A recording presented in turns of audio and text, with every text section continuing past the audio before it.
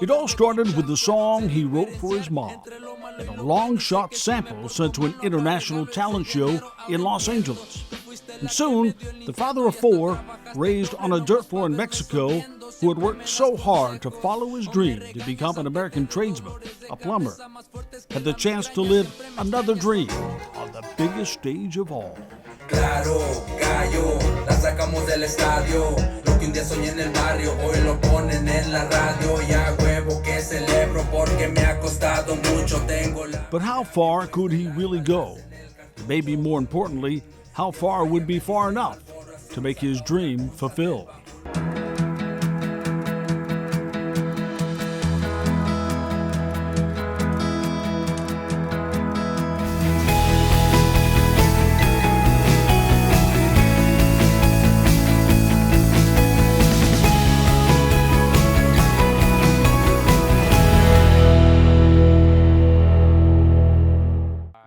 When we last met up with Diego Raya, he was on his way back to Los Angeles to compete in the semifinals of Tengo Talento.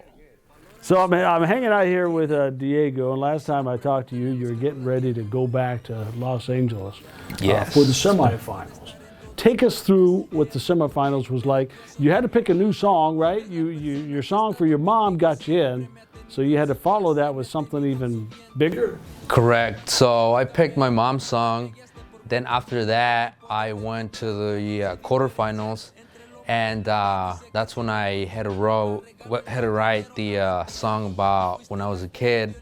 And then we talked after that. Then I went back to LA for the semifinal, and so that song was about what's going on in the world. Like it starts off like asking like God, like, why is this happening?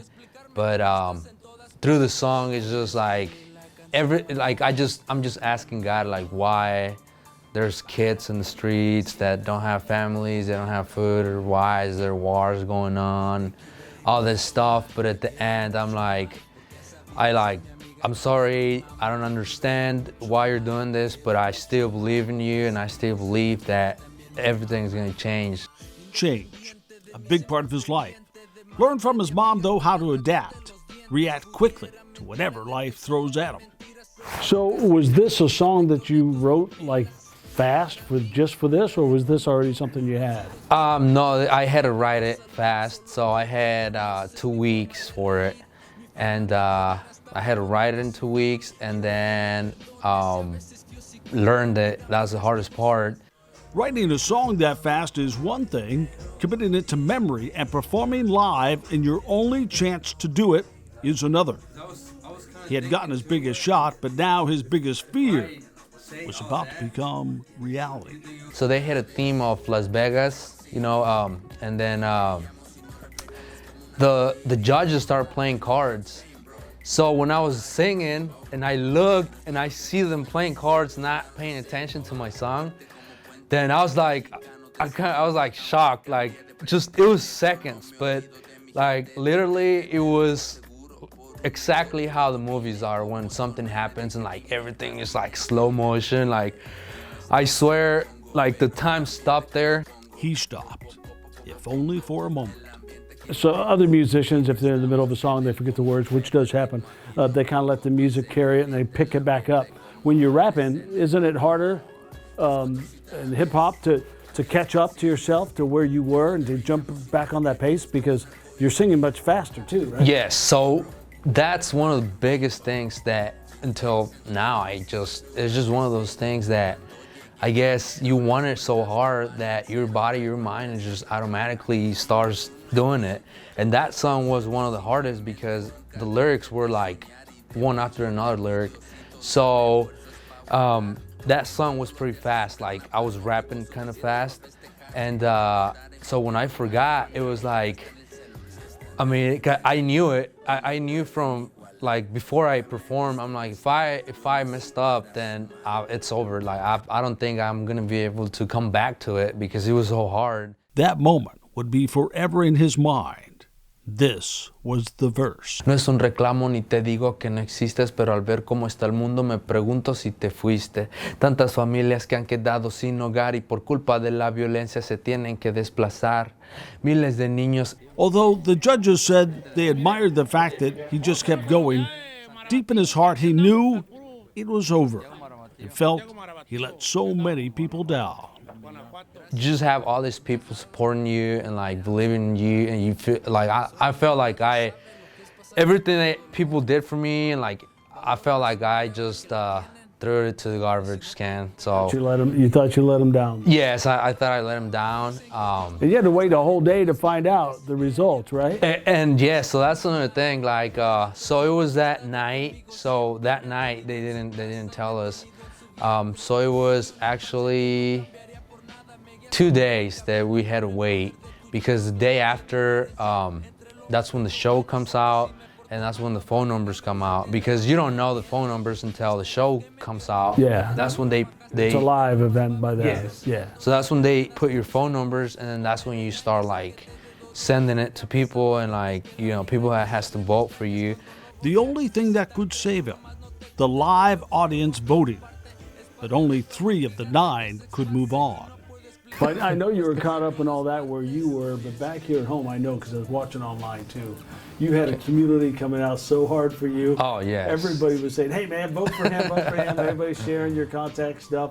It was really cool to watch people getting behind you. Yes, it was really good. It was awesome. I also, I was kind of frustrated as well, because there was a lot of people sending me messages, and it was my inbox was like full, and I was trying to reply to every single person or every single comment, but it was just almost impossible, because it's just so many people, which I am so grateful for. It was a great experience, and I didn't think that people was gonna support me like they did. And then, ready to go home, proud of what he had already achieved, he waited for the results. So I had the other guy's name on my head, and I was just waiting to hear his name, so I wouldn't feel that, like that hard on me. And I had his name on my head, and I was just waiting to hear his name. And then all of a sudden they say my name, and then I stared down for seconds because I didn't realize it. And then I was like, wait a minute, is that my name? Is that me? So I look at these hostess, and then he's like, so what do you feel to be on the final? How does it feel like? And I was just like, that's when I literally felt like I was just like dreaming. Like, I see this guy that he's famous, he's really famous, and like talking to me with the microphone, and I'm like, well, feel like this is a dream pretty much. Like, I can't really believe it. Now down to 3. Another song, this one for his kids. So for the finals, you wanted to do something different, right? Did you had a helper for the finals up there on stage with you?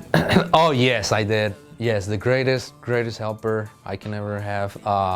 So for the final, I decided to do a song about, it's a letter for my kids. So in case I die, it's a song that I wrote for them, and it talks about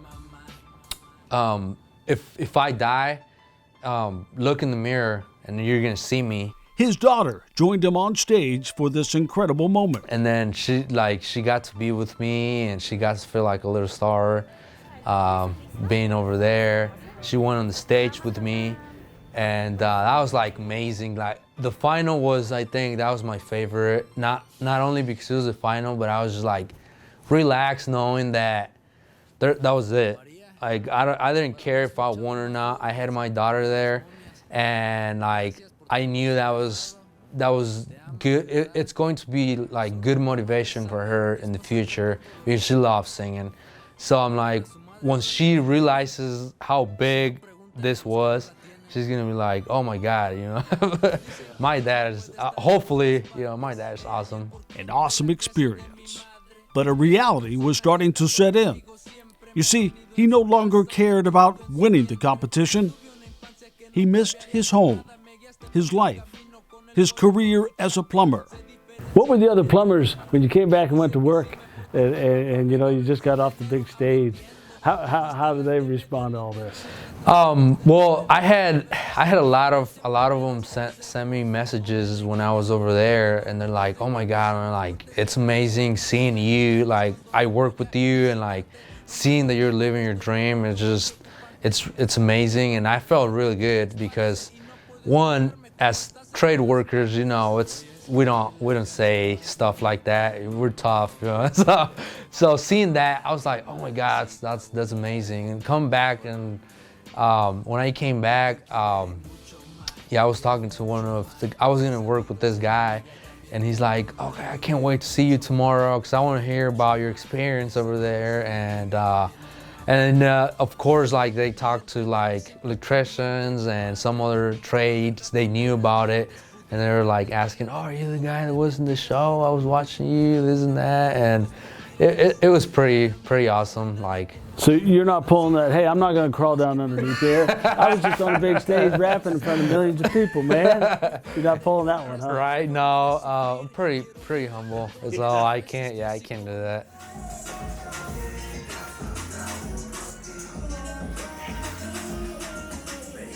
So he is back to work.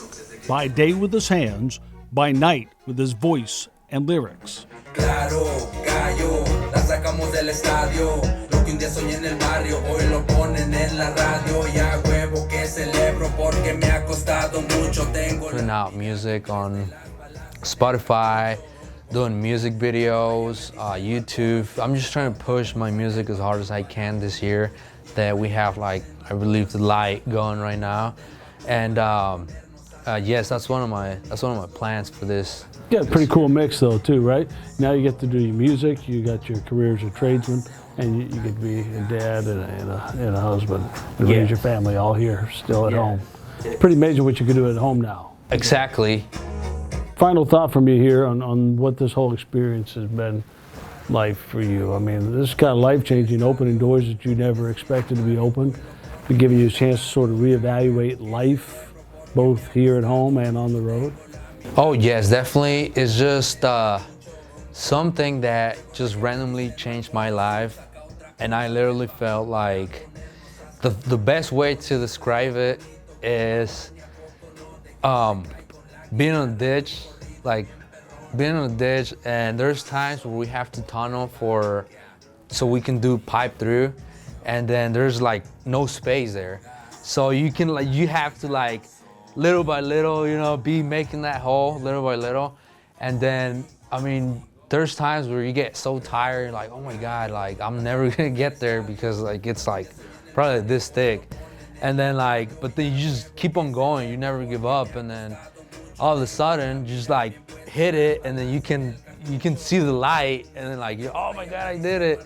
He did it, and has inspired countless others just like him to go after the same. Find out more about Diego Raya on his Facebook page, YouTube, and Spotify. Soy Blue Marlboro is where you'll find him. And if you like this story, please subscribe, share with a friend. This is The Heart of the Story with Gary Mativier, and a special shout out to Petersen Plumbing and Heating, who's been here for him and for our dreams as well.